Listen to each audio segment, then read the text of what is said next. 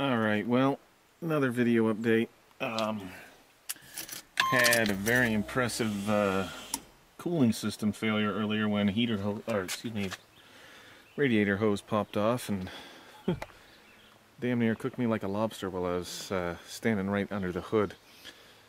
It was a little scary. I was lucky. Anyways, thought you might like to hear a video of the turbo actually spooling. It spools at idle. You can hear it. Let's see if it starts up in the video.